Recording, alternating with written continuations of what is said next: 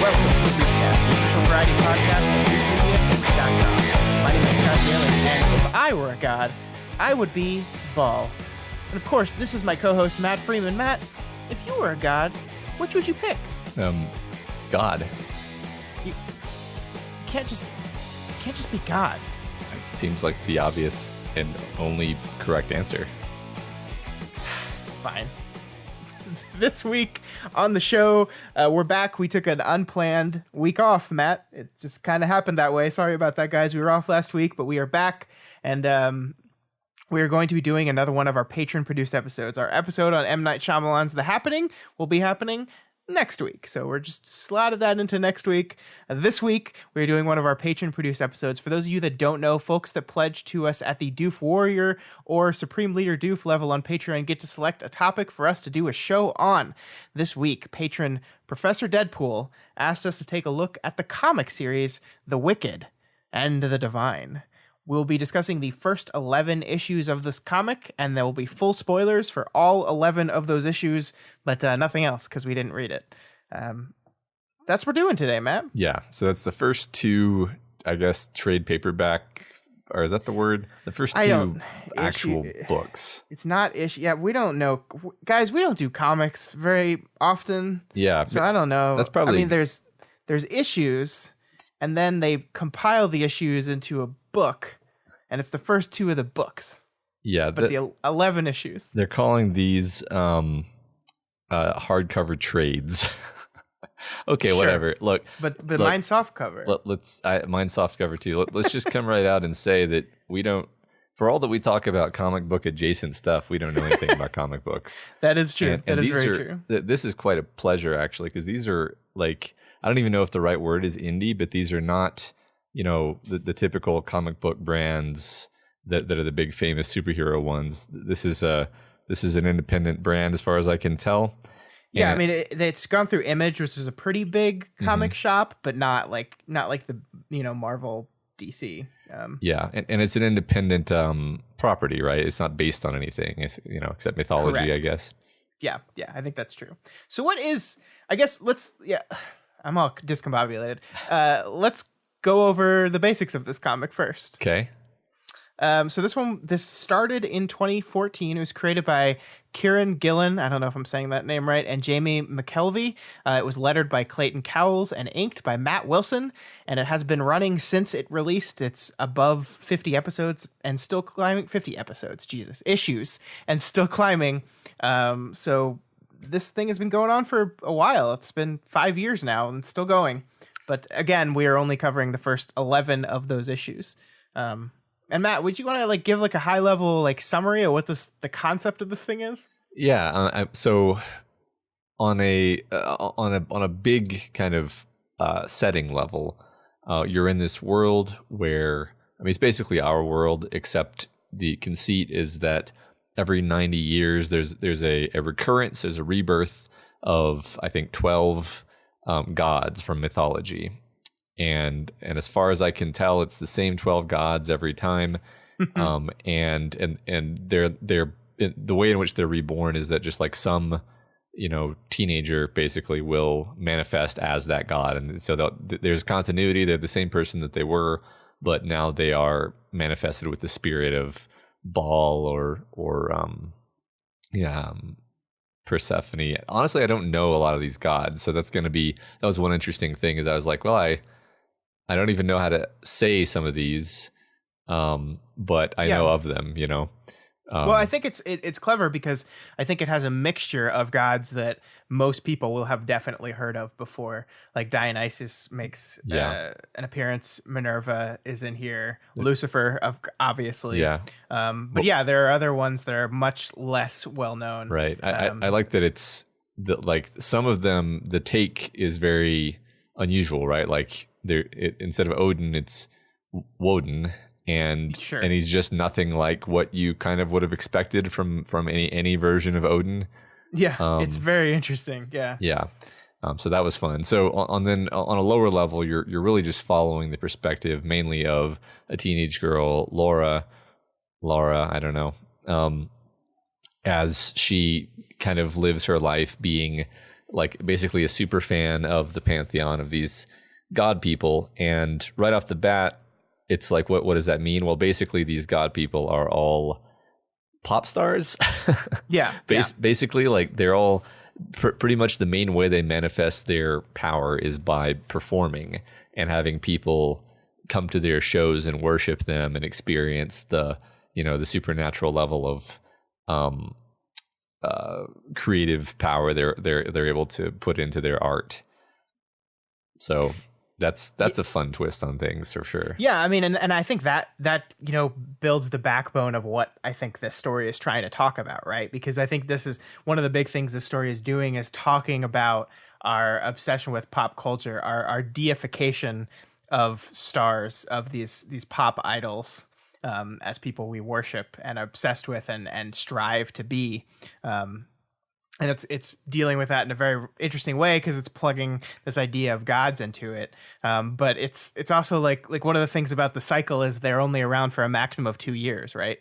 Either like the first comic opens up with the end of the last cycle, and the remaining ones that are still alive at the end of that cycle like commit like ritual suicide with each other, right? So like, we don't know why that happens. Like there's a lot of mystery about why this is happening. We get some information at the end of the second book that like their goal is to like stop the encroaching darkness, but they usually fail. And I think they've only succeeded like a couple times, but it doesn't matter anyway, because it's just a cycle. And I mean, this is all really interesting mythology stuff, but I really like it for just that general idea of saying, okay, these guys are pop stars and you worship them. And what does that say about our culture? What does it say about our society? The worship of these people who are kids, right? That's the thing I like too, is that like some of our most famous pop stars, they're just kids. Yeah, right. They have the power of these gods, but they're basically still the person that they were before, right? I mean, I agree. That's a really cool idea. This idea that in our modern culture, we even call them idols, right? They've replaced our, I mean, not literally, but in some cases, they've effectively replaced what we worship, and so the story is really playing with that in a really interesting way, yeah. The whole thing about the recurrence and the big mystery that surrounds the beginning of the story and then the way this section ends is something that I guess we should talk about a little bit, although I don't want to spoil it too much. It's just I had to say at some point that Prof really is messing with us by ending the run where we did, because it ends on just the worst cliffhanger ever. And I mean, we haven't talked about whether we liked it, and I did. I liked it a lot. I never really buy comic books, but I was seriously thinking as I finished, I was like, uh-oh, am I going to have to go buy the rest of these books? Because I want to find out what happens. I'm hooked on this. I care about several of these characters and plot threads. I'm interested in the mystery. I'm interested in the world. And the cliffhanger, I want to see how the cliffhanger resolves.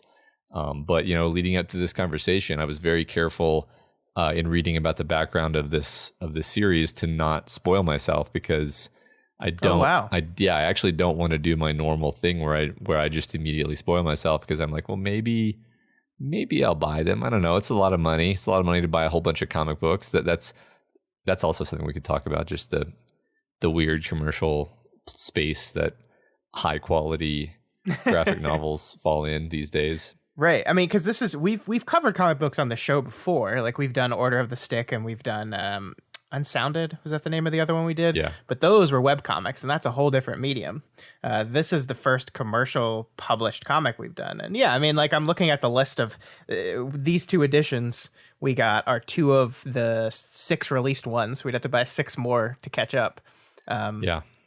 Or four more to catch up. But that's expensive. But to get back to our overall thoughts, which is, you're right, something we should have started with.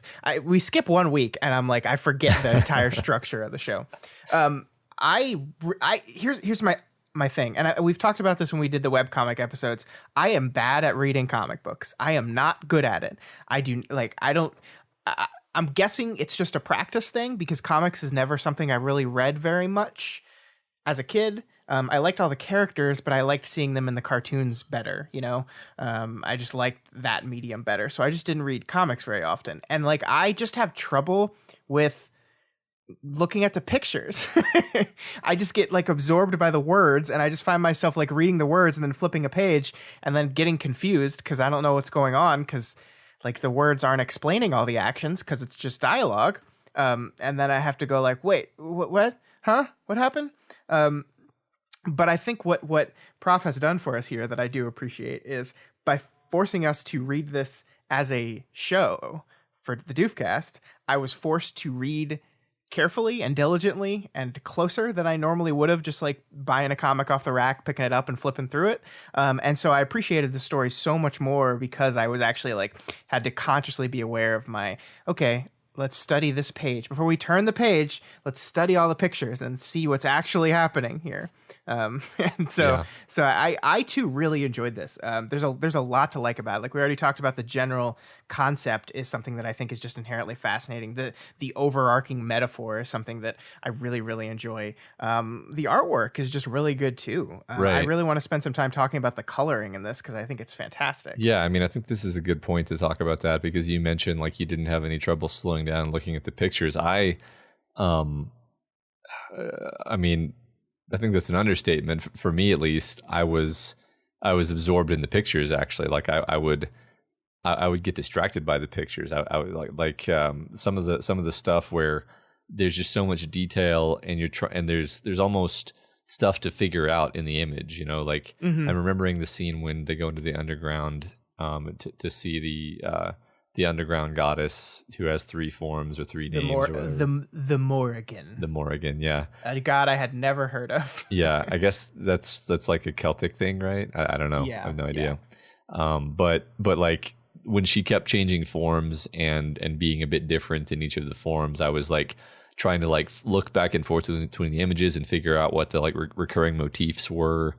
And because that crops up a lot with the different gods, actually, like their character design, for lack of a better word, is usually a very clever allusion to the mythology of that god, and so it's just kind of fun to look at and try to figure out how exactly the mythology ties into this particular god and what this god is all about. And you know, some of the cool stuff, like the one where they go into the LSD rave party and the colors are just crazy. That's also the whole Dionysus scene is like just like this style overload, right? Like it's got the 1, 2, 3, 4 recurring beat that happens, you know, all throughout this book, and it's like just so many different colors, and yeah, I mean, I like that every single god has their own style to them, like in just how they look and what they wear, but I love that the book is reflected in that style. So like the darker death gods, the tones, the colors are much more muted in the panels that are talking about them. We get to that Dionysus scene and it's like huge and colorful and crazy, and I just like how the motifs of the gods is reflected in the animation, or not the animation, but the artwork, and how it looks and how the characters kind of like move through the panels. I think it's just really fantastic. Yeah, I mean, that's it, and this is all fun, and I love it, and I really enjoyed that aspect of it. But I think what kind of elevated this to me beyond something where I was like, oh, this is kind of neat, to like, oh, I care about this, and I think this is saying something really interesting, was the humanity and the kind of the pain communicated by it. Like, we just talked about the Dionysus scene, and maybe my favorite moment in these 2 books sitting in front of me is after that whole scene, which is basically just like a celebration of you know, being alive. They go outside, and I guess I'm going to spoil this tiny bit of this book, but I think we could, like, I want to, we put spoiler warning at the front. I want to talk about this in I think we have to talk about the story in detail. So okay, but just, I was just going to say, they go outside and she says something like, you seem to be the happiest of all of us, and he responds by saying something like, I haven't slept in 2 months. Yeah. And then he smiles the same way that he's been smiling the whole time. But it just, the way it's drawn, it just looks very like fixed and insane. Yeah. And then he goes back inside. And it's like, oh my God, like it suddenly turns into horror, right? It suddenly puts everything you just saw in a different context. And of course it's touching on these issues of like Dionysus is supposed to be touching on something in humanity. It's not fantasy. This is a type of person, right? Oh yeah. Well, and it's yeah. it's a reflection of the pop star as idol, metaphor as well, because like again, this is this expectation of like people worshiping these people as and like wanting their lives and like loving their lives and but on the other side of it, the person actually living it is just putting up this mask and is putting up this front and is like killing themselves to be this entertainer. Right. Literally. Yeah. Because I mean, and that's what's so wonderful about the 2-year cycle thing. It's like that kind of even fits the pop star thing where you think like how long is the lifetime of a pop idol these days, right? Like how fast do we move on to the next idol? How fast do we get rid of the person on the stage and move on to the next one? Yeah. And so this book is saying that's about 2 years. Yeah. It's like that's what you got. You've got 2 years to do your thing. It just kind of happens. Like the thing I like is that each and every one of these characters, like at least the kind of some of the ones we know about, were into the gods before it happened to them, and they were like into this life a little bit before. Like I'm trying to remember the one guy, Inanna, and I'm gonna probably pronounce a lot of these names wrong.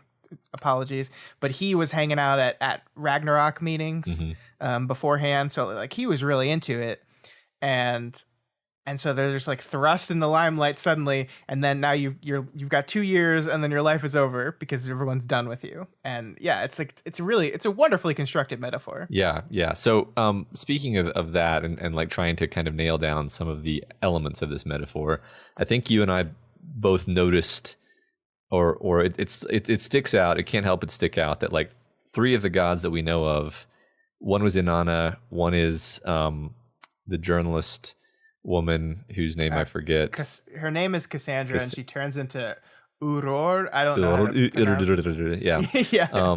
And then of course this issue, these 2 books end with Laura, and so those are 3 super fans, or okay, the journalist is not a super fan. She's a denialist, but she's totally sucked into this world anyway. Right. And then you find out that it's the reason why she spends all of her time on this and being kind of a skeptic is that she's so angry that she doesn't feel anything when she looks at the artists, when she looks at the gods. Like I love that. I love that so much. Yeah, like Laura feels these ecstatic feelings. She doesn't feel anything, and she's resentful of it. So, but basically, you've got these 3 people who are in the orbit of the gods already, and then they become 3 of the gods. And so it's like, what is that saying on the level of the metaphor that like by getting sucked into the orbit of idoldom, and putting all of your energy into that, you get trapped by it, you get sucked into it, you become it. I don't know if it's saying one thing, but it was interesting to me that Cassandra and then Laura both toward the end actually do transcend, or whatever the word is. Yeah, but I mean, but it's like it's for both of them, it's unsatisfying because like Cassandra transforms, she still, even as a god, still can't feel anything. She does her performance and like everyone's still cheering for her and she's like furious at them. Yeah. And then of course we know what happens to Laura. Let's just say it, like, so our main character Laura transforms into Persephone at the end of the 11th issue where we stopped, and then immediately is decapitated by Ananke, which again, I don't know if I'm pronouncing that right, so apologies to anyone that knows the correct pronunciations, but immediately killed. And then we're just like, oh, so you got everything you wanted and it just immediately destroyed you. And obviously I think she's the protagonist of the story. She's telling the story back to us, so I do not think she is dead. But there's definitely going to be a consequence of what happened. Yeah, I think we both had the same reaction there. I mean, I think your parents are dead. Yes. But like I mean, honestly, that moment affected me. Like I was like, I felt betrayed, because I think you do kind of suspect something's up with Ananke at that point, because by that point, because she's like heavily playing everyone. Yeah, she's done so many fishy things at this point. She just like telling Baphomet, like, oh, by the way, you can kill another god and steal their time, but definitely don't do that because I'd know it's you. Yeah. It's like, come on. Yeah. Come on. Right. And her motivation was like, you might have figured this out on your own, so I'm telling you. Yeah. So I might as well tell you. Right. Yeah. And then of course she killed Lucifer in a contrived situation, which you can kind of assume she was behind the whole thing in some way. Yeah. We got to talk about Lucifer for a while because I mean, Lucy is what takes us through the whole first book, really. Yeah. It's like that's the inciting incident of this whole story is Laura getting involved and trying to help out Lucifer for being set up, basically. Well, not exactly set up because she does kill those two assassins, those two assassins. But I mean, there's still a mystery about them, right? Like we're told basically that they were trying to do the Prometheus thing, and that's why they did it. But I mean, also, I don't trust anything in this book, right? So like that could have easily just been a contrived situation to force a great excuse for Ananke to take her out. Yeah, I mean, I feel like they were set up, right? Like it kind of seems like the Prometheus thing isn't real, and they were just told that it was by Ananke or someone else, some cat's paw. So yeah. But yeah, I mean, that's all. What's fun is that I don't have a lot of confidence in all of that theory crafting I just did, but like the story sort of does compel you to try to put these things together. It's a very effectively written mystery. I mean, what's funny, it doesn't really feel like a mystery. It feels tonally very different from a mystery, but it absolutely is, right? The big framing story is this thing with the 90-year cycle, and you come to realize, like, I don't think we're being told the truth about this. Like, this seems to be a very different thing than what everyone believes. Everyone thinks it's just this positive thing, and even what Ananke says about it, I don't buy. Yeah, I mean, she's very cryptic, even in her explanations to Cassandra. Like she clearly is not saying everything. Like she's being very like broad as like there's an encroaching darkness and we have to stop it, and we've succeeded a couple times, but it's never lasted, and then. So they put me in charge of watching over them, and it's just like there's some blanks here. You're not filling in all the information for us, and I think that's on a driving you through the story level, that inherent mystery of this really fascinating central concept really drives you through the story because you're like you really want to figure out what's going on. Yeah. I feel like I'm jumping around a little bit too much, but I think that's just kind of how this story is. It's got a bunch of different things going on, and they all kind of tie into each other. Yeah. And we already mentioned, like, Laura is your emotional core. Laura is your protagonist, and she represents a young person who's just desperate to be special. And I think it's probably fair to say that she's depressed, and the only way she can really see out of it, the only way she can see to having meaning in her life, meaning to her existence, would be through the gods, through being connected to this holy, literally holy, extremely special pinnacle of existence. And everything else to her is like just crap, right? And it's like she feels nothing until she's at a performance, Yeah. and that's the only time she really feels something. Yeah. And like you get like she was involved in the Ragnarok stuff before, so like you get the idea that like, I mean, if it's a pretty predictable cycle, so they knew it was coming within the next few years, relatively, right? But you just get this feeling that like this has been like even before she felt anything, she felt the power of the gods. This was something that was important to her even before that. So like she saw it as an escape or a way to something even before she felt the power. So it's not just like she heard a god singing, was intoxicated by that feeling, and then became addicted to it. It's the idea that she was addicted to before the feeling came.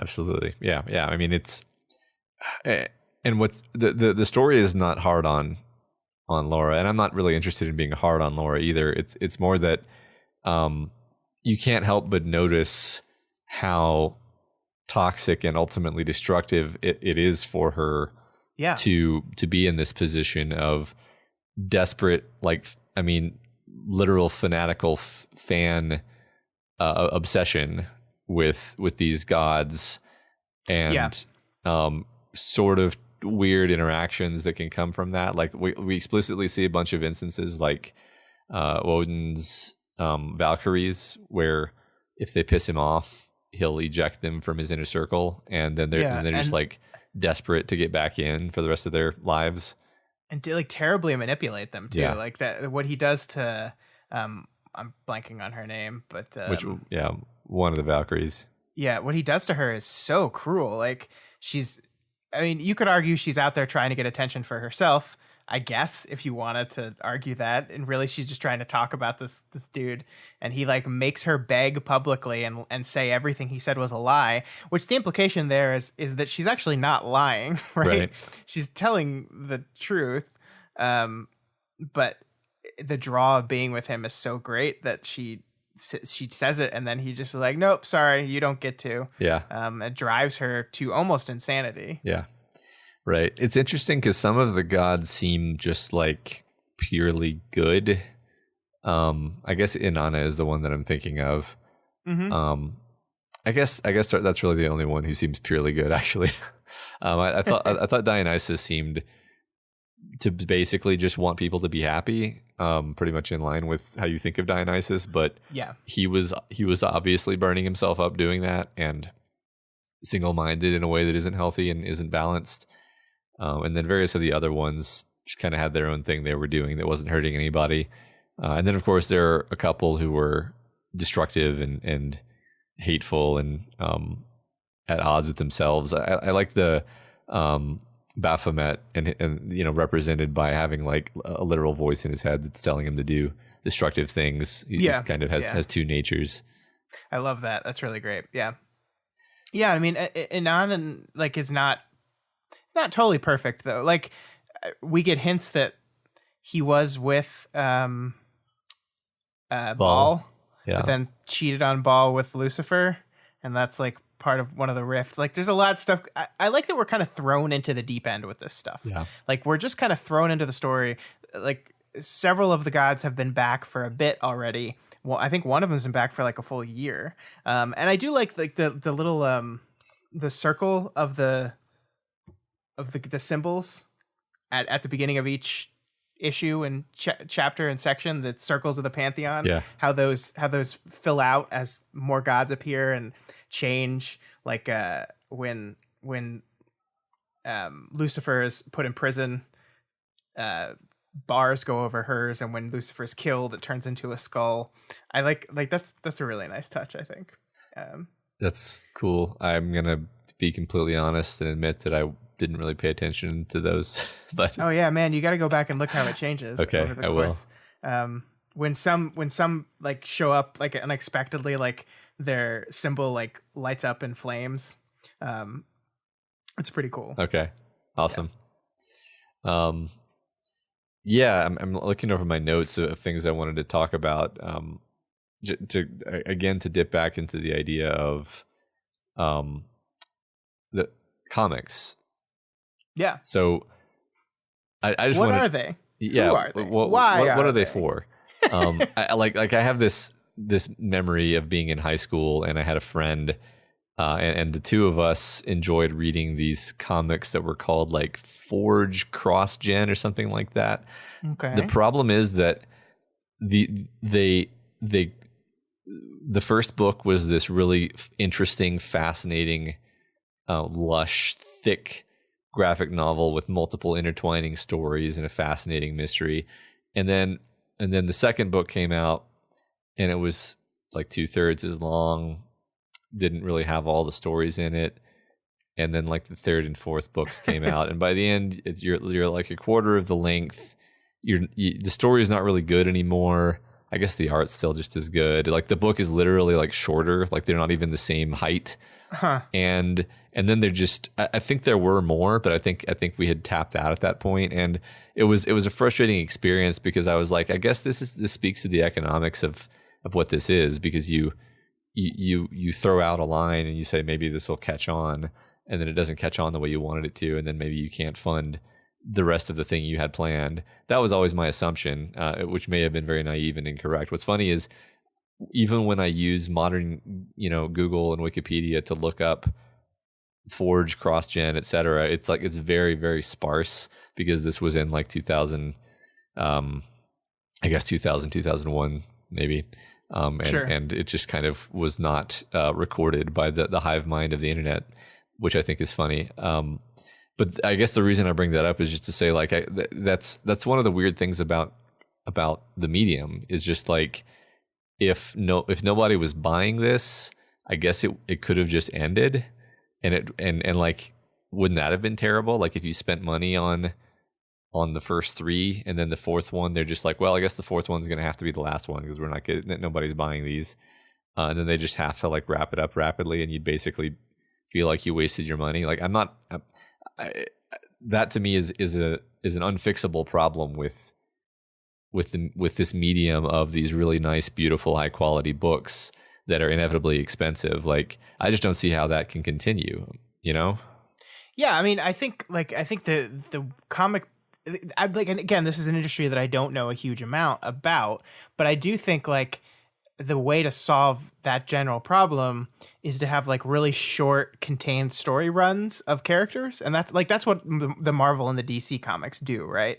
Is like they have these characters and they use these characters, but they limit the story to like a short. And I don't know what short is on this concept. It might be like over a year's worth of weekly trades or bi-weekly trades or whatever. But I think the point is that like it has a short run with this character, and then they complete that storyline, and then maybe they use the character to do something else later. This book and books like this, like, I mean, Neil Gaiman's Sandman like pops into my head when I'm talking about this, are really like long-term, long-form storytelling. It's closer to a serialized modern TV show than they are to just the ongoing adventures of Superman type thing, right? So yeah, I mean, this is definitely a different kind of thing, and it's like this clearly has a goal, and it wants to tell this story, and it's one story. It's a lot of aspects of this one story, but it's one story. And yeah, I agree with you that it certainly like. It certainly seems like a risky business model, but I mean, I think the same is true for television, right? Like, yeah, it's true. Like if Game of Thrones didn't catch on and got canceled after 2 seasons, like it would have just been like, oh well. Oh yeah. I mean, I'm just to be clear, I'm very glad this exists. I think this is great. Yeah. Oh, yeah. I'm just, I don't know. I guess I'm stuck on that experience I had as a high school student, and kind of feeling mildly betrayed, but also even at the time understanding like, oh well, I guess this is what happens. You spend a bunch of money on comic books, and then they don't go anywhere, which is just a shame, right? Like it makes me think like, there's got to be a better way to do this now that we have all these like subscription models and other options. And I think the answer is, how do you build a subscription model around something that is only going to exist for a short period of time? Maybe it's a subscription model for the actual artists.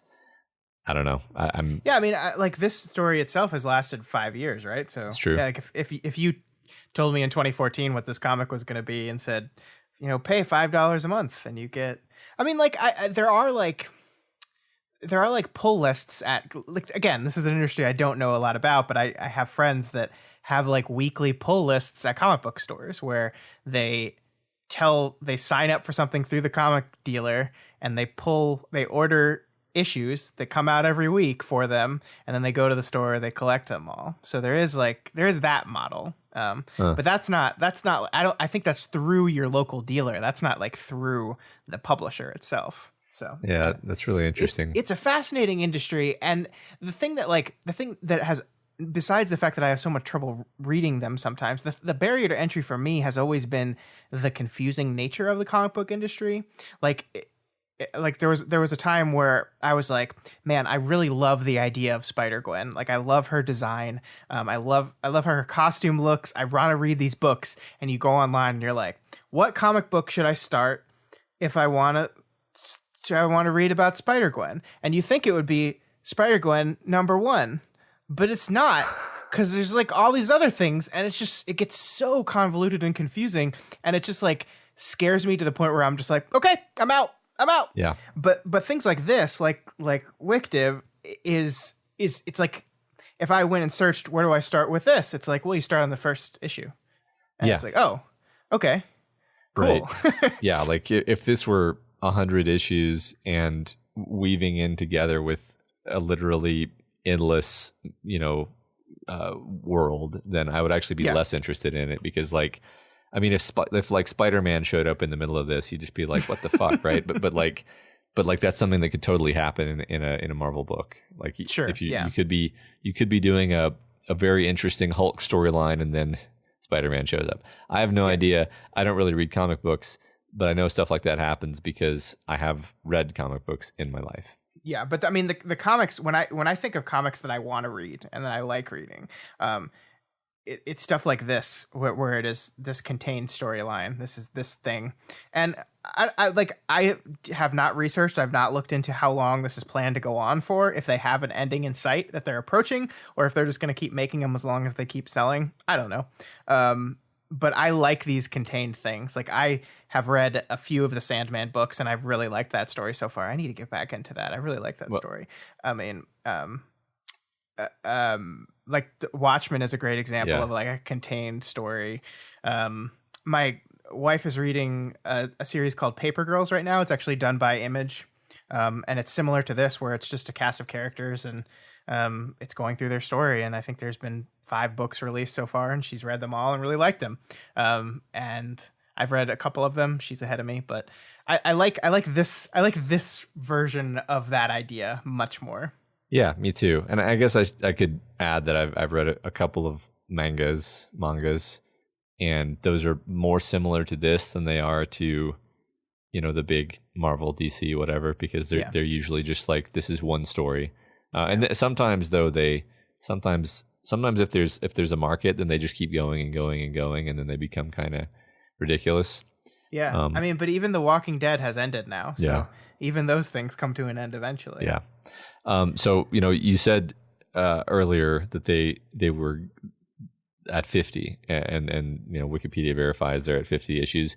What's funny is Wikipedia also says that the series, quote unquote, is ongoing, intended to run for 45 main issues. What? So they've literally already exceeded their planned allotment. I mean, maybe that means they're wrapping up. Maybe that means they're just going to keep going as long as people are buying them. Well, I do see Wikipedia says 44 regular issues and 6 specials. So maybe the final book is coming, like next month. Yeah, I mean, I'm trying to. This whole part of this conversation has been should have been prefaced with us both being like, we don't know anything about this. I know, we just did 10 minutes on an industry that we know absolutely nothing about. But I think we both think it's really interesting because. Well, frankly, the reason I think it's interesting is I look at it and I'm like, how does this exist? Like everything I know about economics and markets and the entertainment industry says that this really shouldn't exist. This is niche, like nobody's heard of it. But it seems to be doing well. It seems to be succeeding. I mean, it seems like they're going to finish their goal. And like, I think that's great. I'm just like, how? And it's fascinating to me.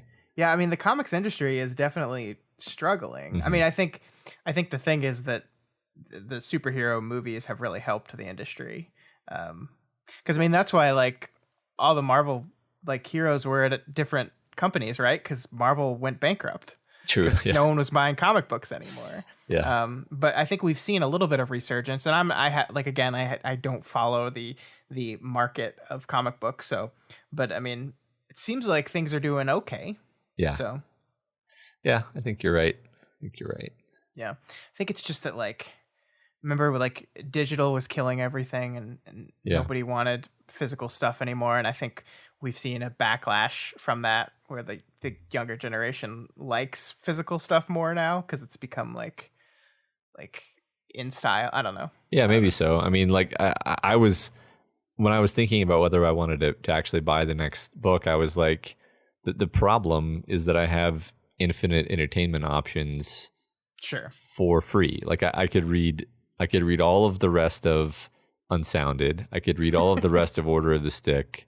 I could find something else, right? Like there's so, and those are all basically the same medium, basically, right? Like, or I could buy this expensive thing that, yes, I know that I like, but there's, like just competition wise, it's not promising. But I get that. Again, people are buying them, and that's great. Yeah. I mean, I think I'm going to buy the next 4 books in the series. I want to see where it goes. I am a little worried that it's going to get like super convoluted.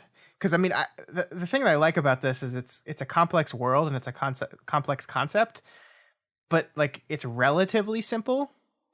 And I'm worried that like the future books are going to be like, well, let's go back in time and see what the thing looked like 300 years ago. Like it could very well like dive into this stuff, and like we're going to go back and we're going to do an entire 5-issue run on the I think it was the 1920s. We're going to do a whole thing on that, and then we're going to go to a different one, and then that could spread out and get confusing to a point where I'm just like, I don't know. Yeah, I agree that I might stop caring if we so if Laura is actually dead and not coming back, then I will be, I don't know if disappointed is the right word, because they're good storytellers. They might still be able to take it in an interesting direction, but that would basically be saying like, yeah, gotcha. We're going to completely change directions here. And that was just like a terrible tragedy about this one character. I don't know. I think she is going to come back. Yeah. But, I mean, I think the central metaphor without her would kind of lose it a little bit. I mean, especially because like exploring the idea of, okay, you are the young person desperately wanting to be special and important, and now you've gotten it. And of course you are immediately punished for it by getting your head blown off. But I think there's stuff to explore there. Like there's stuff to explore with like through her point of view, exactly what this feels like now. Yeah. I agree with your worry that they're going to like go off into other time periods and stuff like that and begin to sprawl. I feel like that's something that actually does happen with a lot of the comic book format things I've read. Some of them have been web comics and not comic format, but just the idea that the author gets excited about their ability to just go on tangents and explore different characters. And I'm just like, no, I was into the story you were telling, and now this is basically a different story. And yet maybe you're going to come back to the first thing later, but like you're losing me. You're burning you're burning capital, and sure. And maybe that's too demanding of a way to read, but I don't know. Yeah, you can only react the way you react, right? I guess, yeah. I want to circle back to something that we haven't talked about in the story itself, though, and it's something that you put in your notes, and I really think it's one of the fascinating aspects of this story is the idea of gender and the idea of sexuality in these stories. Yeah. Because one of the basic tenets of this book is that the gods have a gender, quote unquote, I guess, but they will go into the body of anyone. Yeah. So we think of Lucifer as a male. Yeah.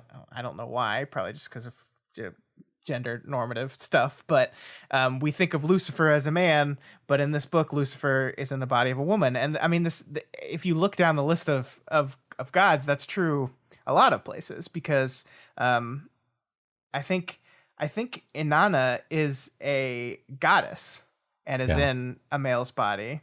I mean, Cassandra is a transgender person in like textually in the story, a trans woman in the story. And so like the story is definitely exploring these ideas of gender, of sexuality through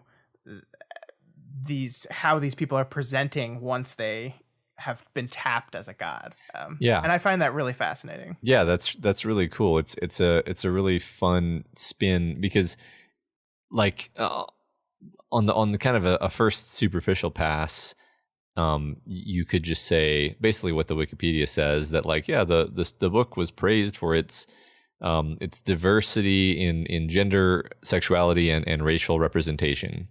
And I'm like, yeah, it does that. It certainly has. It certainly does have a diverse cast in terms of gender, sexuality, and race. But like in 2019, that's just kind of baseline. That's not interesting anymore.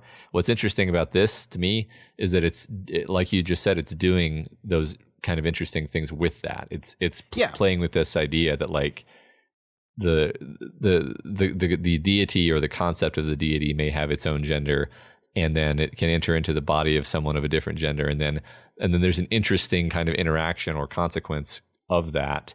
And I mean, one of which being like, it seems like pretty much all of the pantheon are gay or bi. Maybe that's not entirely true. Don't even like it. It's like it doesn't even occur like to identify as a certain sexuality. They're just like whatever. And that's that's like, I like it because it is not just like, yes, like we can say these books should be applauded for their diversity and their attention to this kind of stuff, but it is not in like a performative, like, signaling kind of way. It's like, look, we're being diverse. It is both important to the story and also kind of unimportant to the story at the same time. You know what I mean by that? Like, it matters for the characters, but it is not done in such a way as to call specific attention to itself. It just is. Cassandra is just a trans woman. Like, the story is not about the fact that she's a trans woman, but she is. And like Inan is just a man. Like, the story calls him he, but the goddess, and like, it's interesting and complicated and fascinating, and I think it just kind of forces you, the reader, to like abandon this preconceived notion of what gender is, what sexuality is. It just like, through these complicated layers of personhood, you're just like, well, I mean, it's just a it's not like, why are we trying to label this? Like, this is just this person. This is just Lucifer. This is just Minerva. Stop trying to pin labels to these things. Yeah, I like the way you said that a lot. It's like you get sucked into the world of the story, and I think that we as humans tend to get bogged down in like the linguistic kind of rationalization of the concepts. Yeah, and what this does, like why this is good art, is that it pulls you into its world such that you just get the concepts. You're just there with it. You're seeing things the way the characters are seeing it. They're not talking about this stuff. They're not having long conversations about the fact that Inanna is a female goddess. In fact, I don't think that's ever mentioned explicitly. I don't think so. It's just you're just in their world, and you're like, oh yeah, I'm fine. I can accept this because the characters accept it, and there, we're moving on. It's not a big deal. It's just there. Yeah, and I mean, I think that's true with the story beyond just the idea of gender and sexuality, because when I first started reading the first book, man, you better believe I was on Wikipedia constantly every time they dropped the name of a new god, because I was like, I want to know all about this god, and so I can understand all the references they're making. And at some point in the story, and I'm not saying that's not a valuable thing to do, I did spend some time doing that after I finished these two books, but at some point in the story, I was just like, stop. It doesn't matter. Like, it matters only as much as it matters in the story. Like, if it explains something to you about this god in the story, you'll know it and you'll appreciate it, and it'll help you understand the character a little bit better. But like, I don't think you need Wikipedia to explain the story to you. Yeah, I actually didn't spend any time looking things up because I mistakenly thought that the book would explain to us which gods were which. Like I kind of figured like, oh, okay, that's interesting. Like, we're going to meet all these gods in turn, and we're going to find out what their deal is. And that's kind of true. Like but it's not like you learn anything about the Norse god Odin by spending time with a Daft Punk guy who's called Woden. And we like there's offhand mention at sometimes where they're like, Amaterasu is a sun goddess. Yeah. And maybe she could have done the head explodey thing. And you're like, oh yeah, okay, but that's it though. Sure. Yeah, Sure. yeah. That's as deep as we go with the mythology, right? Yeah, some of them can teleport based off of things that line up with their god powers. But yeah, I mean, like, I like one of the things we haven't talked about is like the motif of snapping and the power of snapping that exists throughout this whole thing. Not every god has that power, it seems, but like the snapping is important to several of them. Lucifer does her stuff via snapping. I think what's her name? Ananke does it too, right? Yeah. And several other ones do as well, I think. Yeah, I don't know if I frankly I didn't pick up that some of them can't. Well, it's not. I don't think it's that they can. I just don't know if we specifically saw them. Yeah. Like do a snap to do a power. Yes, it seems like some of them just exert their power through other means. Yeah. I mean, I think some of them they all kind of had their own domain, right? Like and they're all performers, right? Like that's one thing we haven't really talked about too much, but they all kind of had their own genre, where it's like psychedelic rave or literal underground goth. I don't even know the proper words for a lot of these things. I'm sure there's some heavy metal stuff. I think that was with Baphomet. Yeah, I think was supposed to be. Yeah, and then of course, actually, yeah, I literally don't know the names for a lot of these things, but like they definitely strike you as being. I mean, Inanna just looks like Prince. That's yeah.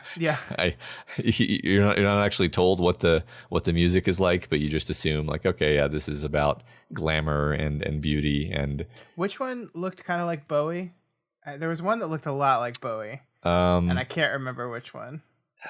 Yeah, I can't either. Yeah. But yeah, I mean, I think Inanna is a good one because, he was this like he had a personality change, right? Yeah. That's like one of the ones we get a distinct note of personality change because he went to the Ragnarok thing before the gods even came and was like a fly on the wall. No one even noticed him. He just faded into the background guy. And then when he's tapped, like he becomes, you're absolutely right, this like very, very loud and vibrant type of person. Like he dresses very colorfully. Yeah. Prince is exactly right. Yeah. Maybe he was kind of Bowie like too. Maybe, I'm trying to flip through my book and I can't. Yeah, maybe Bo is even more fitting on. I mean, they both kind of overlapped, I guess, in terms of just trying to be sparkly and ostentatious. And I mean, the scene where he, like, I don't remember what he says exactly, but like it's as if he thinks that he is being inconspicuous, but he's still completely wearing a ridiculous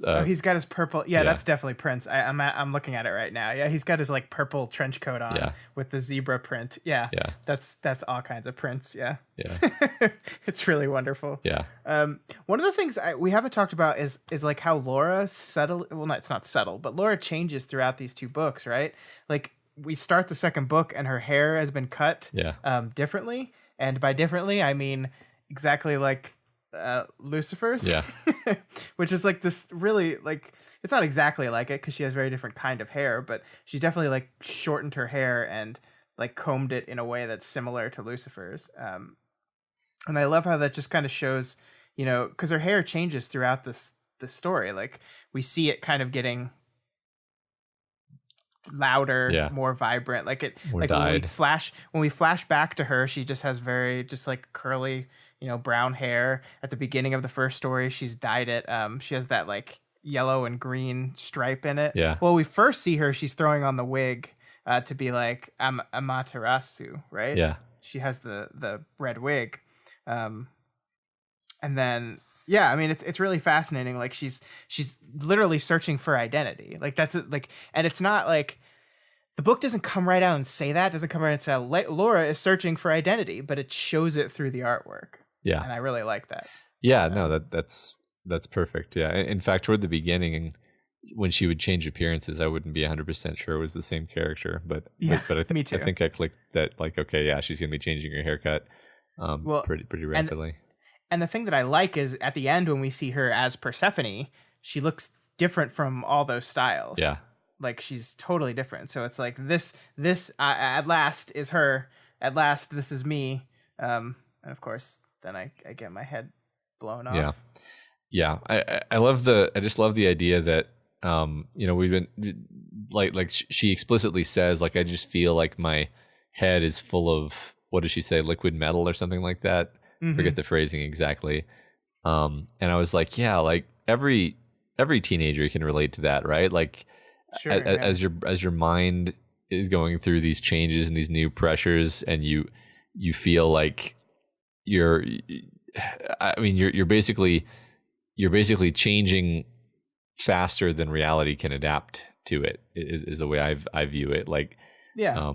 And you don't know how to express this change. You don't know how to express all this energy that's inside you. I think it's very, very relatable. And she desperately wants to connect to this kind of transcendent thing because she thinks that that'll allow her to do it. Yeah, I mean, especially like you look at these, she looks up to these gods as people that can guide her on that path. Like, one of the things is Lucifer tells her she's going to give her some of her power, and she believes it. And there's that beat at the end of the first book where she like lights her finger by snapping, and she's like, oh, she did it. Like, I'm going to be a god. And so she looks up to and trusts these people, but these are people that, like, they haven't done anything to earn this. It just kind of happened to them. They're kids too. They know just as little about what's going on as she does, and they're looking to define and identify themselves just as much. But because we've placed them on this holy god-like pedestal, suddenly they're supposed to have all the answers, and they kind of just guide Laura around, and not really helping her find herself in any kind of way, because they don't know either, because nobody knows what the hell's going on, because they're, it's a tumultuous time in your life, especially when you've been granted superpowers. That's a very interesting way of framing what these books are, right? Because you could almost say, like, yeah, I mean, these books are a sequence of her interacting with each of these gods in sequence. Yeah. And kind of going to each of them for answers, and coming away from the meeting feeling a little bit more like she understands a little bit more, but it's never quite what she's looking for. And it also leaves you with the feeling that, like, oh, each of these gods, while they're powerful and they're kind of the best at their specific thing that they do, and they are kind of the fully formed representation of that thing, they are very incomplete and imbalanced people. Yeah. Even the ones who I think who we like Inanna, like the book basically just lets you completely fall in love with Inanna. Like, he's just great. There's no scene where you're like, oh, there's a hidden dark side here. It's all pretty positive, unless I'm forgetting something. Yeah, I'm sure it'll mess that up later in the story. Yeah, I mean, I think by killing him, which I assume is what's going to happen. Yeah, I mean, I assume each and every one of these are going to die slowly over the course of this thing. Yeah. Right. Yeah, I totally agree with that, and I like that. I mean, I like it as, there's a lot of people in life that, like, jump between religions, trying to find the religion that speaks to them and helps them make sense of who they are and the world that they live in. And I mean, there's people that do that outside of religion too. Like, we say religion because they're gods, but the religion of this universe is music, is pop stardom. So she's literally kind of, every time she's hanging out with a new god, jumping between religion. And she identifies with Lucifer very early, because Lucifer is like the one that invites her in, extends this invite into this world. And so she follows her, and then that gets taken away. So we move on to the next one, and yeah, no answers. Yeah. I like that a lot. I like that. It's funny because it wasn't until you kind of framed it that way, it wasn't obvious to me that was the narrative structure, but it absolutely is. One thing that did occur to me, though, is I'm like, why do they keep why is she special? Why do they keep inviting her to things? Like, obviously the first thing that happened was she was just kind of randomly invited backstage, Sure. and she witnessed the attack of the terrorists, but then she kind of insinuates herself into things, and then they keep inviting her to things. She keeps getting like, is it just that she's such a super fan? But if so, like, why does she get all of this like special one-on-one time with them? And either you just accept it's a story, the protagonist is going to interact with the main dudes, or they have some motive for doing that, and they kind of know who she is, or they're drawn to her for some reason because they know on some level that she is going to be Persephone. I don't know, just throwing things out there. Yeah, I mean, that was my, headcanon, right? Was that like the fate of these gods is inextricably linked to each other, and therefore, even without knowing it, I mean, that's why Cassandra's there. That's why Inanna is there. That just like there's just like this whirlpool of destiny that's sucking each and every one of these people into it. But yeah, I mean, I think the other explanation, the protagonist explanation, is a good one too. But I think that is inherently dissatisfying to a lot of people. Sure. Just say, "Oh, well, she's the protagonist," right. So that's why. I just thought of something that I didn't really. I think it's the way we've been talking about these ideas that made it click for me. But there's the older guy who was at the Ragnarok meeting, and he was extremely cynical and was like, this generation sucks. You're not even going to have a recurrence probably. I totally somehow didn't get like, oh, this is just a guy who resents that the recurrence didn't happen when he was young. Yeah. Like the recurrence is going to happen. He's going to be a middle-aged man when it happens, and thus it's not really going to be as it's not going to be to him what it is to Laura. There's no way, because you just can't really have that experience as a full adult with life experiences. There's something about music being a kid that it just I don't know, like I don't want to just practice ageism, but I think there is something about the worship of a band you like, the worship of something that moves you and is a new, fresh experience for you that is you can't recreate. And I completely agree that he's just pissed off and jealous. These people don't deserve to get the recurrence. Why wasn't it my generation that got the recurrence? Yeah. I think that's absolutely spot on. And it's interesting because that character comes back later in the story, right? He comes back and he's regretful that he was so bitter about things. And I think that's a cool turn because, I mean, it's mature, right? They didn't have to do that. They could have just made him continue to be bitter. I like that a lot, actually. I like that he came back and apologized, and I was like, oh, that's so that wasn't just like a one note character, and it's realistic too. So if you had to guess, what do you think's going on here? What is the point of the Pantheon? Because we have very high level, loose explanations of this. That's something darkness, something holding it at bay. Yeah, I don't believe any of that. My theory that I kind of walked away from the books with, that I don't have a lot of confidence in, but it was like Ananke. I don't know. Basically is harvesting something from these deities that allows her to have her immortality. Something like that.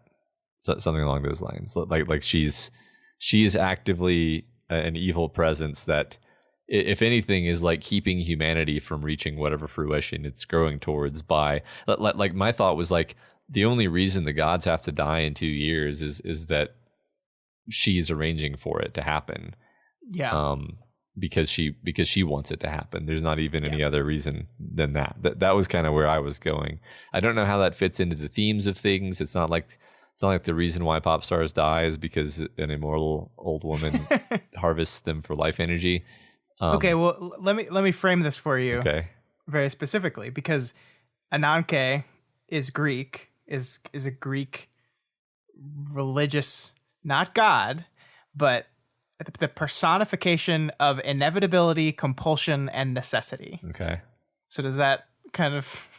Because I mean, then it is literally the personification of inevitability that is killing these people, which I think is interesting. Yeah. It doesn't completely unravel the mystery, but I think it fits. Yeah, I like Yeah, that. I think that absolutely fits what you were talking about. So Cool. I don't know.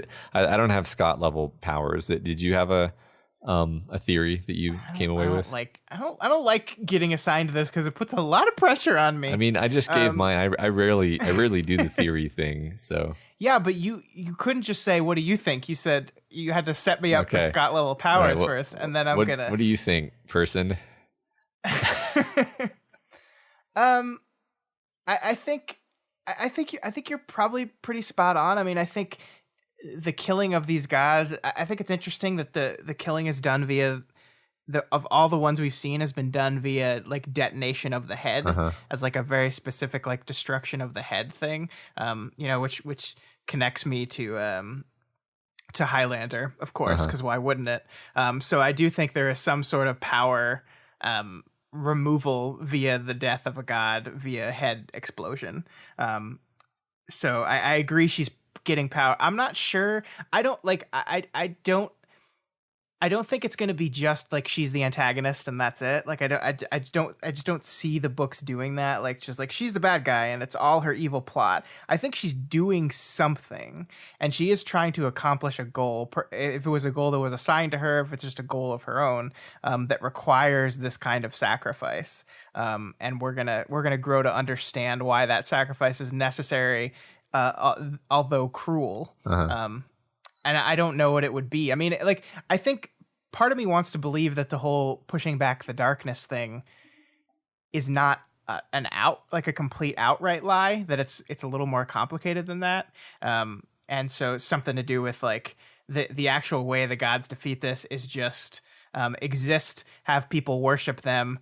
They draw the power of the people worshiping them in kind of an American gods fashion, and then they're brutally killed, and that power is sucked to force back some sort of evil force. I don't know, because that's super cruel, and it's also like the parasitic nature of. I think it fits into our metaphor because it's like the parasitic nature of stardom, right? Yeah. Like you exist to coalesce energy around yourself, and then you are sucked dry of that energy until you are of no more use to the world, and then you're tossed away. So yeah, I like that. I like that a lot. I think she's definitely super evil, but other than that, I think I agree with everything you just said. The thing is, Okay, cool. the thing that kind of clinches it for me is like she puts on this air of being like wise and sorrowful. Mm-hmm. Until that last scene when she kills Laura, and then she just looks evil because she doesn't have anyone to perform for her. Sure. And you're right. I don't want to say she's good. Like, I think it's very clear by the end of this thing that she's not good, but I just don't think it's going to be quite as cut and dry as Evil Lady. Right. Okay. I'm going to take the bold stand that she's going to just be an evil lady. Okay. Yeah. All right. All right. Evil Lady. All right. Yeah. All right. Anything else you wanted to talk about the Wicked and the Divine? I mean, I guess like that we haven't talked about that name, which is like inherently fascinating. Yeah. Because I mean, first of all, the way the art is done on the cover is the Divine is upside down. Yeah. And the Wicked is right side up, which I find really interesting because like I think you would think it'd be the opposite, right? Like normal symbolic nomenclature is like the good goes up and the bad goes down. And I mean, I guess you could say it's like facing. I don't know. It's just very interesting to me that it is. And plus the phrase is the phrase you heard is the wicked and the damned. Like, and so it's a twist on the phrase, right? It's a twist. Yeah. And so, and also it's just kind of a fun phrasing because it's like, do they mean the wicked, comma, and the divine, or are all of these people both wicked and divine? Yeah. And I love that. I love wordplay, obviously. Yeah. And then it's not an and, it's like a plus, which also is kind of like a cross, although there's not really any Abrahamic stuff at all in. I think there's a cross near the end of it. I thought of these two books. Baphomet does use a cross, but what does Baphomet have to do with crucifixion? I have no idea. I mean, it'd be interesting to look that up. Mm-hmm. I mean, one of Inanna's parties is taking place in a church, right? I think so. Yeah. Yeah. Well, I mean, to correct myself, like there's no Jesus in the pantheon. Yeah, that is true. Yeah. There is no Yeah, all the gods are other mythologies. Yeah. I wonder if it's like American Gods and that they just didn't want to fuck with that. They're Yeah, just they're like, just not gonna nah. bother. Yeah, yeah, that's funny. Yeah. All right, so that is Wick Div, Cool. as the kids call it. Thanks, Prof, for having us read that. I really, really enjoyed that, and I will definitely be reading the next ones. Yeah, and I might be if I find that I can justify the expenditure. But yeah, no, I loved it as well. I really did. Doof. All right, Matt, we got a couple quick things to do before we wrap up the show for the week. The first one is something we've never really done on the show before, but I thought it was an interesting enough question to explore it. We got a listener question emailed to us a week or so ago, and we've already responded to this question, but I thought it'd be a fun thing to talk about just generally for a bit. Sure. So I'm going to read this question, and I forgot to write down the name of the person who asked Josiah W. Josiah W. Josiah. Thank you. I'm not sure. They said, I have a question brought up by the Captain Marvel movie. My first impression of Brie Larson was that she made some odd choices when it came to expressing her character's reactions to anything. However, you guys mentioned in the podcast that you thought she did well and that it was the director's choices you had fought for that. As a person who's wanting to evaluate movies more critically, how can I tell when it's the actor or the director that made a scene not work? It's a really good question, Matt. And I think it's one of those things that is very hard to answer. And I think we probably each have our own interpretation of this. Yeah, I mean, should I go first? Yeah, go for it. Yeah, I mean, I basically took the line that to the degree that, like, basically, if you can't figure out what on earth the character should be expressing from the story, then it's not the actor's fault for failing to express it. And sure. and like I've sort of come around on Captain Marvel. I'm more positive than I was immediately after I saw it. Part of that is because watching with my kids is just like a more purely joyful experience. I kind of turn off my like critical mind. I'm just like, yeah, this is fun. Whatever, it's fun. But anyway, the point is like, yeah, the story itself is pretty inconsistent about who Captain Marvel is. Like is she very cocky and arrogant, but then she becomes humbled throughout the struggles of the story? Is the cockiness always a facade hiding insecurity, and the real arc is one of embracing her inner strength?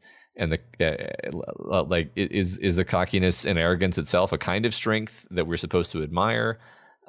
What is her arc? What is her character? And none of these. Brie Larson is expressing what is there in the story to be expressed, right? So like, I think you should only blame the actor if you're just like, oh man, it's really obvious how that line should have been read, and it wasn't like that. But that's not what you're thinking when you're watching this movie. You're just thinking like, oh, I literally don't know what emotion this character is supposed to be feeling. Yeah, I think Brie's arc. Sorry, Captain Marvel. Brie is the actor. Yeah.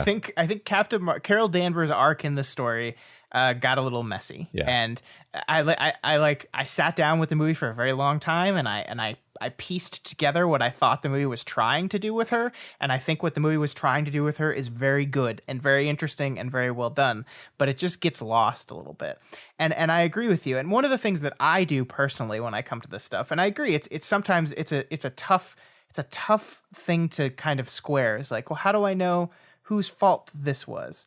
The thing is that movies aren't made in a vacuum, and like, I have been watching Brie Larson as an actress for many years. So when I see an actress that I know has range and I know can like pull off incredible performances, if you haven't seen the movie Short Term 12, please go see that movie. It is really good, and she gives just this really, really powerful performance in it. I mean, she won an Oscar for her performance in The Room, and she was very good in that movie too. She played characters in Community, the television show. She played a character in Scott Pilgrim that is actually closer to her Captain Marvel character, but like in a really fun, kind of goofy way.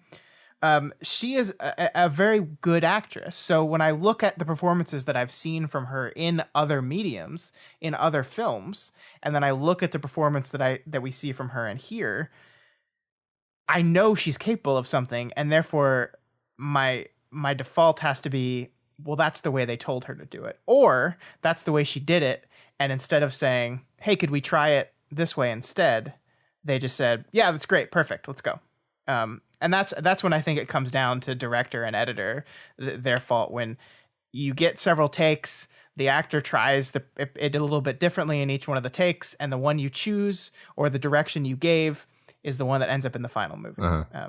Yeah, I like you can get down to pretty nitty gritty things. Like I know there's one scene where they're looking through like folders, and she stumbles across a picture of herself getting into her jet, and it's like the first clear evidence that this is they're on the right track. This is her.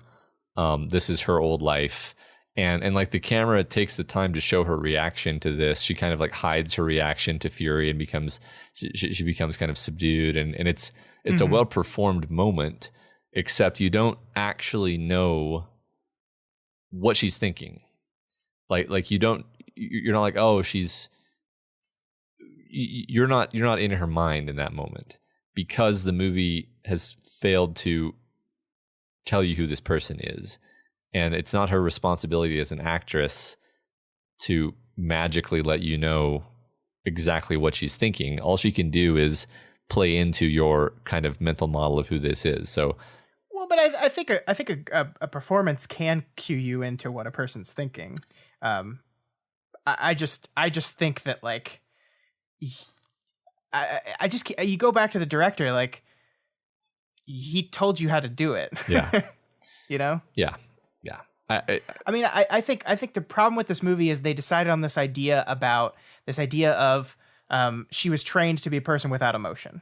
And the only emotion she was allowed to have is arrogance, is cockiness, which goes into her. Like, I mean, she was a fighter. She was a test pilot, right?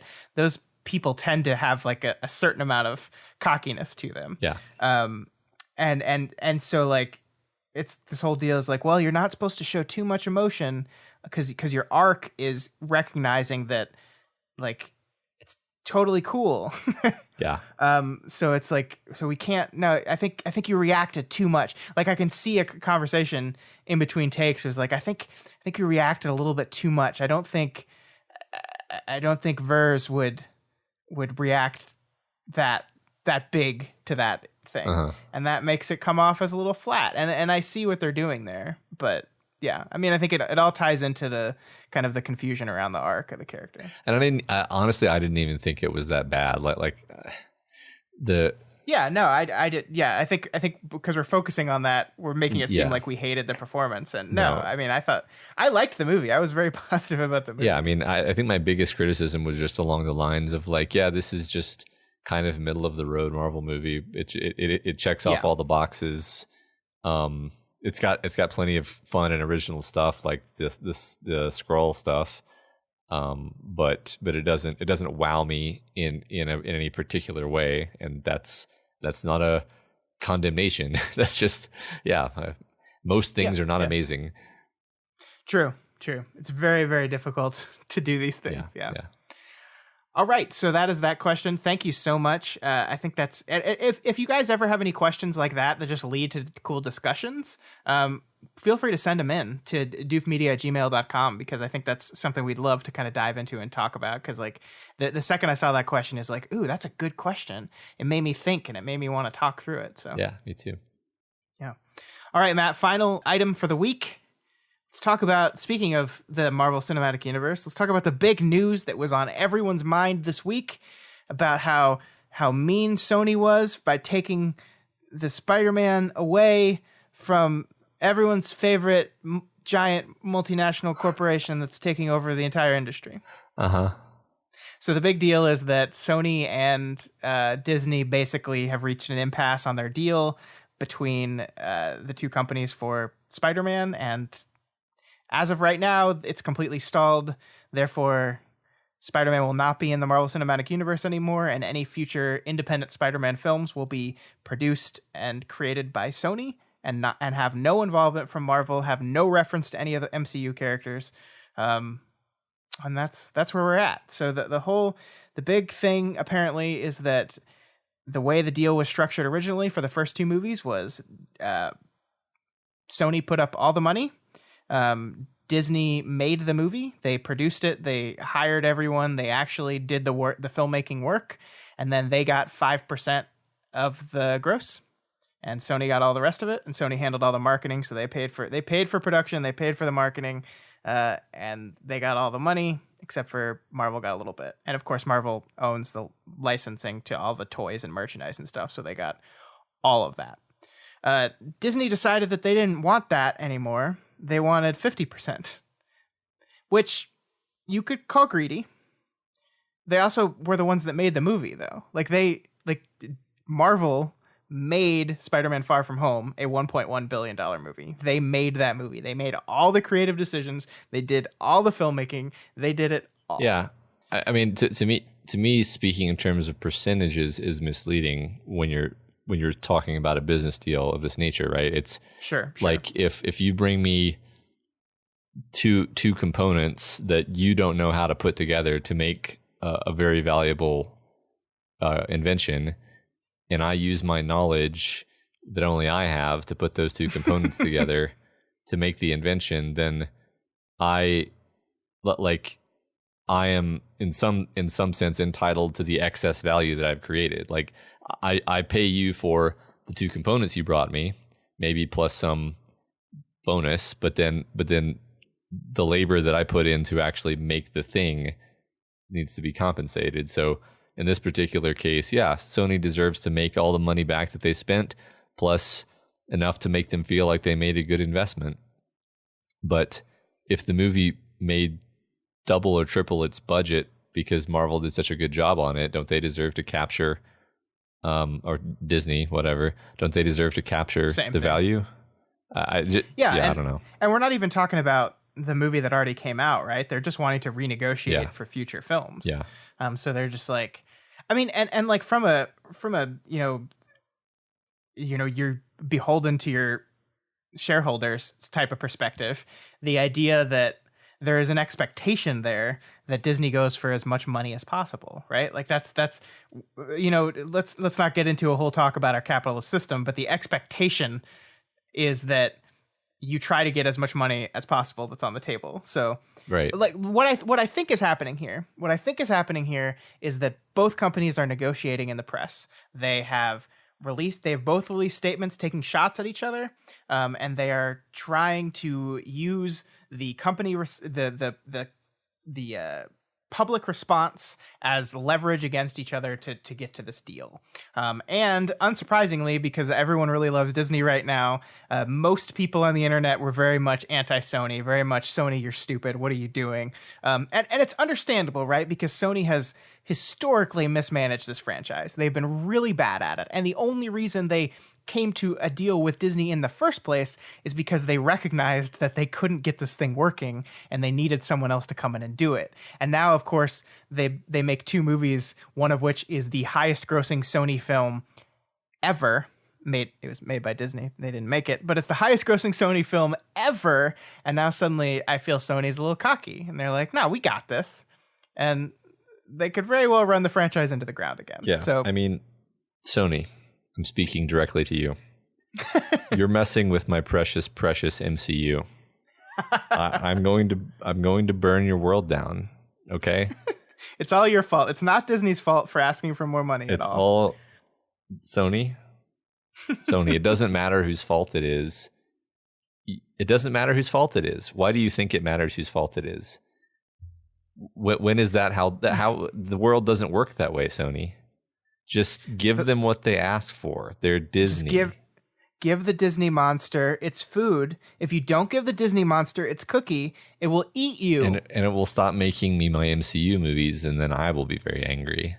I love how much of an MCU stan you've become. Like, it makes me so happy because it's like so not traditionally Matt that would happen, but I love it. They won me over. They've made a few really, really good movies that I loved, and I'm like, you know what? Fine. I accept your wager. Yeah, I mean, the funny thing for me is that like I liked both the Spider-Man movies. I didn't love them. They're not like my favorite movies ever. Yeah. So like I'm not like beholden to this deal.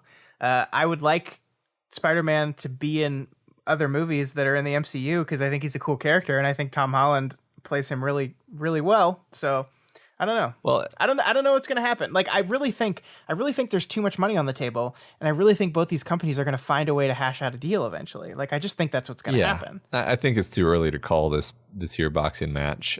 I actually have not really been paying attention. Like, I've seen the tweets. Lucky. But I'm just at the point of being like, you know what, this is going to get sorted out. It's not sorted out right now. Whatever they're saying, they're saying, oh no, Spider-Man's leaving the MCU. I'm like, yeah, we'll see. I don't. It's too early to say. Yeah. Tom Holland, though, not happy. Yeah, I bet he unfollowed Sony on Instagram. Oh man. See, everybody loves Tom Holland. He's great. He defended that fan from a mob. The interesting thing about this is the only person of all of the creatives that worked on these two movies that has signed on for a third movie is Tom Holland, right? So no other actor has signed on for the third movie. The director, Mark Webb, his last name's Webb. I can't remember what his first name is, but I remember his last name's Webb because that's hilarious. He has not signed on for the third movie yet.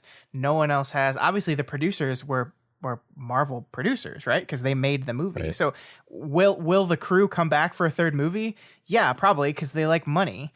And if a company offers them money to do a thing, they're probably going to do it because it's money. But we don't know. I mean, like, it could be this movie could look and feel completely different and have to go in a completely different direction. And in the back of Sony's head, they're like, oh my God, Venom made $800 million. We got to get these two together. And that was probably something that Marvel would be really hesitant to do.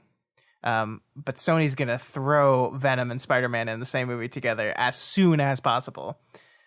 Yeah. And that's not going to work, man. No, I'm not going to. I mean, I'm seriously at the point of, like, if you're going to actively harm the cinematic universe that has won all of my goodwill, I'm not going to go see your Venom versus Spider-Man movie. I'm just not going to give you my money because you're being dumb.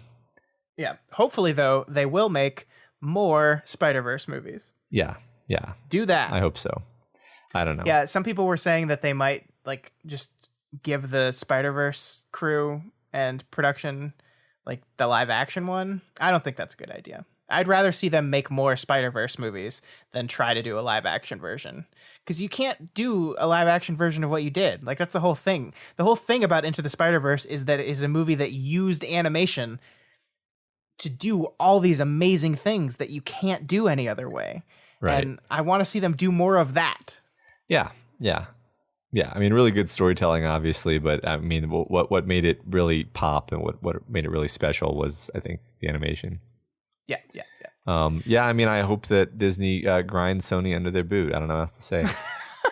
Yeah, let's just hope they completely take over everything. Yeah. Because I honestly think Sony doesn't have a lot of franchises left, and I understand why they're aggressively holding on to this one because it's really all they have. Like, they had the Bond movies, they lost those. Their only other big franchise is the Jumanji. and I know, like, the Jumanji reboot made a crap ton of money, but I don't know if that's, like, a long-term gonna happen or if that's, like, a fluke thing that just happened. I guess we'll find out this December when the sequel comes out. But, I mean, they need to hold on to this property or they don't exist anymore. And, like, if you're a person who's worried about Disney taking over everything, the worst thing that can happen is Sony takes Spider-Man and tanks their franchise and then becomes very vulnerable to a sale to a company like Disney, because Sony corporate has shown that they don't really want to be in the film industry anymore because they keep losing money. And so, like, it's just like, I part of me wonders if Disney losing Spider-Man in the MCU makes it more likely for Sony to get consumed by Disney 5 years down the road than if they continued under their current deal. Yeah, I think you have a valid point there. I mean, I think, honestly, Spider-Man staying in the MCU is something that Disney wants to happen. And it's something that, in a sense, Sony wants to happen. They just want to make sure that they're being compensated in a way that they think makes sense or is fair. Or I mean, to Sony's credit, giving up 50% of your only huge franchise is a tough sell to your investors. Like we just said, the Disney investors like are going to obligate you to go after your money, but the Sony investors are going to be like, no, you can't give up half of your biggest franchise. Are you kidding me? That's way too much. Yeah, I mean, it just comes down to like if Marvel can just stamp out billion-dollar movie after billion-dollar movie, and they're only going to give you 50% of that. Do you think you can make $500 million movie after $500 million movie? Yeah, that's true. And if you can, then the deal is actually, then you should actually go out on your own. So I don't know. I would predict that Disney backs a little bit off on their offer. I still think like it sounds like they weren't getting compensated very well, but who knows? I mean, I think that to them, I think in the original structure of the deal, I think Disney was very happy at first to just get to use Spider-Man in their movies and saw that as the monetary benefit. Yeah. So the making money off of the independent Sony films was not something they really cared about. But then one of them made $1 billion, and they're like, "Oh, well, Jesus, right. we did it again. Yeah, maybe we should get more for this." I mean, it is. I mean, we've talked about this for a while, but frankly, it could literally just be like, "Oh, we're watching a corporate negotiation, and it will arrive at the destination that the more powerful party wants it to, which is Disney." And then that'll be it. Yeah.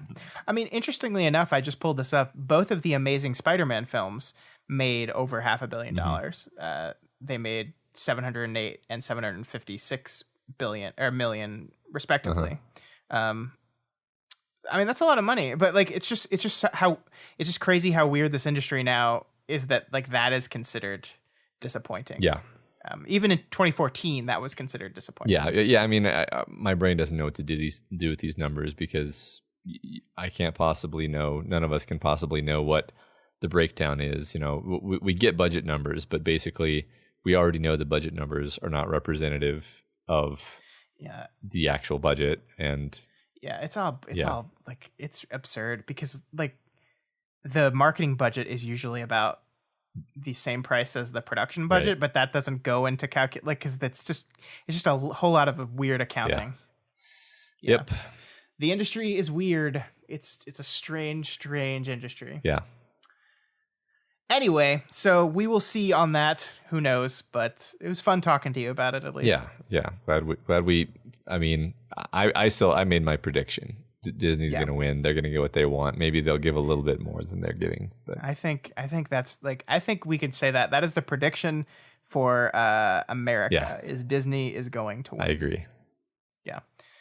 All right, guys, that is all we had for this week. If you have any opinions on the Wicked and the Divine, or Spider-Man, or Captain that Marvel listener question, yeah, Brie Larson's performance, reach out to us, or just any questions at all, like we said earlier, just any questions about anything. Reach out to us via email at doofmedia@gmail.com, or over on our Twitter account at doofmedia. Yeah, and if you're not already subscribed to this podcast, we encourage you to do so and ensure you never miss an episode.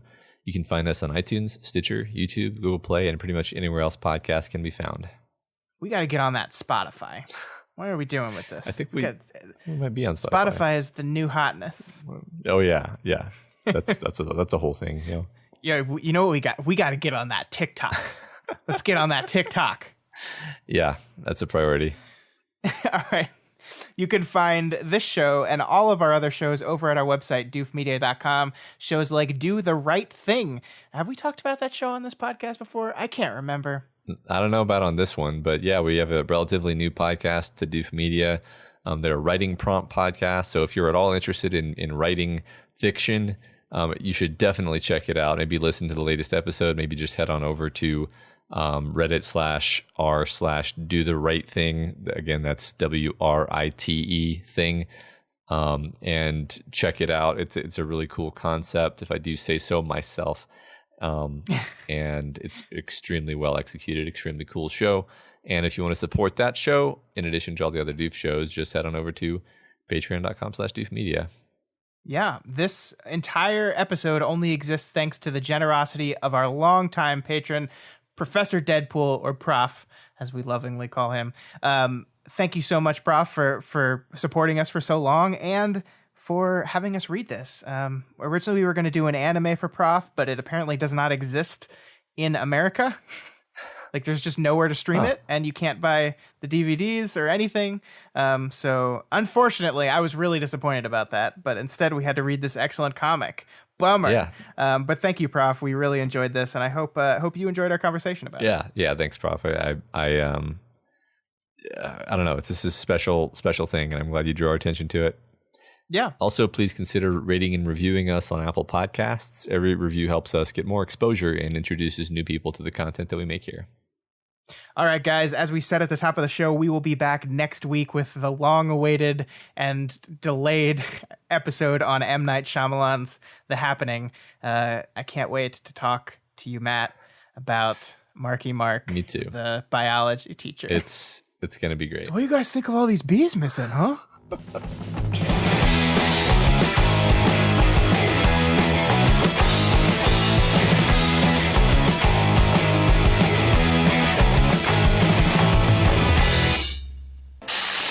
My name is Doof, and you'll do what I say. My name is Doof, and you'll do what I say. If I were a god, I wish I could be Ball. Matt? Yeah? If you were a god, let's fucking do that over again. Yeah. It's bad. It's bad. Well, yeah.